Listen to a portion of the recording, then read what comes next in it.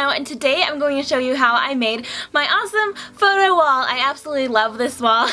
It's taking me a hot minute to finally record this video, but it's been up for a while and I love it and it works great every single day. And it's just a great, beautiful reminder to see all of these happy times, like every time I wake up and every time I'm in my room I get to see it, and it's just full of all my favorite memories. So let's get into the tutorial.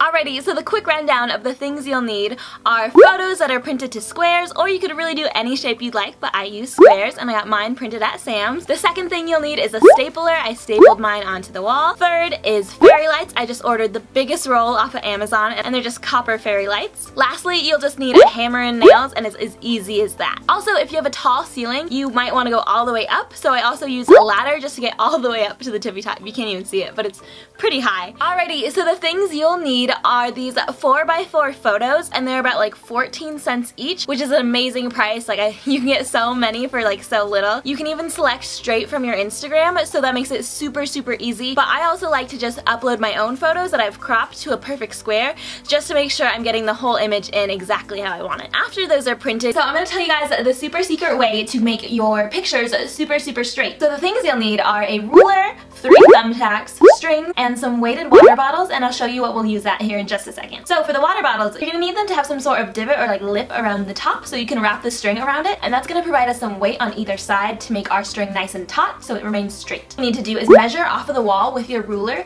exactly where you'd like to place your thumbtack, and that's where you're going to start your line. So just stick your thumbtack in, but don't stick it all the way so you can wrap the string around the metal part and not the plastic part. And then you'll repeat that measurement on the other side and put your thumbtack in the wall, and then you just draw your line across and it's super straight. And then once it comes time to move your line down, you're going to take your third thumbtack and measure it with a ruler down the length you want to move down, and then stick it in, and then you can move the line to that one and then pull out the old thumbtack and replace it on the other side. That way you always have an extra thumbtack. And then as you can see in this footage, this is when I was just using a template and not using a straight line, and they came out very crooked. And then my dad actually is the one who taught me about using the weighted bottles to make a straight line with the string, and that was so perfect. And then I went back and I fixed all of my crooked photos and then just carried on using this method, and it's super simple and it works great. So I attached all of mine using a stapler, you know, just like a stapler, and I stapled them on the wall. So if you're renting or your parents will get mad at you, probably don't do this. You maybe find a different way to attach them, but my walls are old anyways, so I can do whatever I please with them. But that may be a problem for you if you can't put holes in your walls, because I literally put a million. It's like for every single picture there's 2 holes, you know? So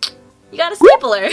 And I also made my own template, so I just had this little spacer that I made sure like everything was spaced correctly at the beginning, but then I decided just to make them evenly spaced, so then they would be like a little checker pattern, so they're all like spaced individually. But you can do it however you like. You don't have to be exact as mine are. I really love how like streamlined and correct mine are line up, you know? But yours do not have to look like that at all. I just used a ruler to mark the length in between, and I believe it's like an inch. Each row is like an inch apart, but the photos are 1 photo apart, and I just held up another photo to space and hold the other photo that I'm stapling and next to. So I had just a spacer one in the middle, and then I stapled. You'll see in the video.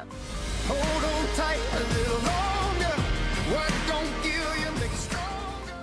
Alrighty, so now for just some stuff that I learned along the way. You're going to want to make sure your measurements are the same throughout, because once you get off just by a little bit, you can really tell, because then your mistake becomes exponential and it's just harder and harder to fix it, because you're going off each time wrong. So then when you have to fix them all, you have to fix every single one. So make sure your measurements are consistent throughout. And after a while, like, it's super easy. Like, I was just watching TV in the background, just chilling out, and just stapling my little hard way. It was super simple once you get the hang of it, and once you know that your line is straight and you have everything in order. And the hardest thing was kind of like grouping my photos together, because I have like different columns of themes. Like I have a puppy column and a sunset column, but obviously you can just do it however. But I kind of liked putting similar photos next to each other, just so they kind of like made sense. But you could totally do something different, or you print them out with a color cast, and then they like have a different like rainbow color over them. That would be really cool. If you guys do that, definitely send me a picture. But yeah, once you get into the swing of things, it's super simple and easy and fun, and the outcome is totally worth all of the hours I put into this, because as you can see, I change outfits in this quite a lot because I worked on it in many days. It's not that it took me like a long time each day, it's just that like I liked working on it just for a little bit one day or when I had time, you know? And that's kind of why it took me so long to get this video out, because you can see, it's when you can see like my hair changes, I get it cut, and it's super long in this one clip, and it's like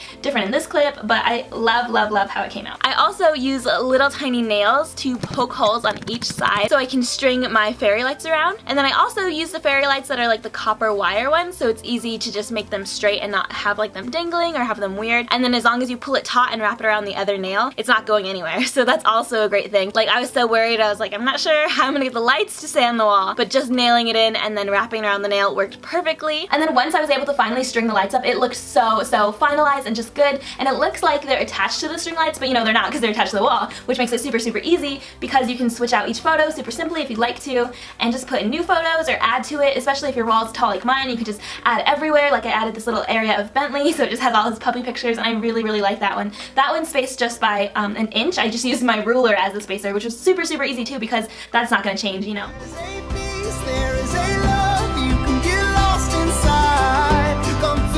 Thank you guys so much for watching this video. If you enjoyed, please be sure to leave a like and subscribe. Also, I love this idea. I don't know if I like stole it from somewhere. I don't think I did, you know, just people like hang up their photos the way that they do. And I just was inspired by everything, you know, when people have Polaroids on the wall, and like that's originally how it started. I'll do a shot of like my fake Polaroids, but like 2013, I like printed a bunch of fake Polaroids, and it was super cool because they sent me all of these free prints of my own pictures in like a Polaroid format. So that's kind of how I got the idea, and those ones were up for a long time, and now I just finally got to do the rest of it. So that's really cool. Anyways, if you're inspired by this and want to make it yourself, be sure to tag me at Mikayla.snow on Instagram and post a picture of it. So you can also hashtag it MikaylaSnow so I can see it. Because I would love to see like your guys' pictures and how it looks on your own wall, because it was so much fun and I love it. It's one of my favorite pieces in my bedroom. It's all my favorite memories and everything. Thank you guys so much for watching this video. If you enjoyed, please be sure to leave a like and subscribe. Also, if you haven't already, please hit that notification bell because literally no one's getting my videos in their subscription box, so that would mean a whole lot. Tell your friends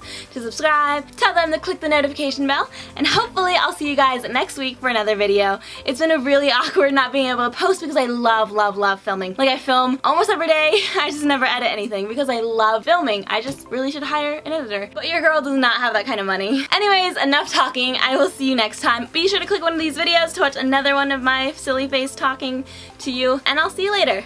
Bye. Oh, it's hot in here. And be sure to click this little circle-y guy here to subscribe. That would be super dope. We're almost to 100,000. I say that and we're like barely close to 60,000, but then 60,000, 70,000, 80,000, 90,000, 100,000. That would be so dope. So, subscribe. Subscribe and I'll do a pull-up. Ready? Whew. I did it. Haha. Okay, bye.